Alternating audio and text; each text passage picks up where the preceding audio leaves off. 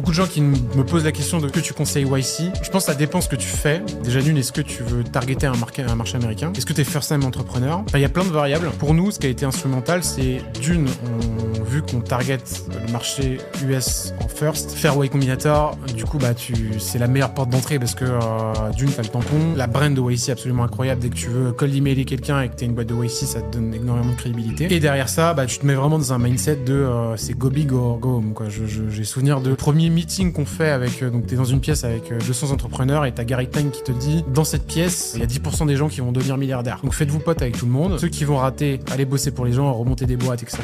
Mais vous êtes là pour faire des choses huge. Pendant ce moment-là, je me disais, tu prends exactement texto le même discours en France, ce serait repris, ce serait shorté et il y aurait 10 000 commentaires en dessous en disant c'est quoi cette arrogance, cette folie des grandeurs. Je pense qu'on sous-estime en France le côté toxique de brider l'ambition, même un peu arrogante des first-time entrepreneurs, de dire moi je veux devenir le futur Mark Zuckerberg. Et souvent on dit ouais mais commence par faire une boîte commence par faire ton premier million. Oui, mais évidemment qu'il faut passer par ces phases-là. Mais souvent rêver et se dire je vais faire un truc qui est un peu délusionnel là-dessus, ça permet justement de viser très très haut et quand ton objectif c'était de faire une boîte à 10 milliards et qu'en fait tu fais une boîte à 100 millions, c'est cool, t'as déjà fait une boîte à 100 millions.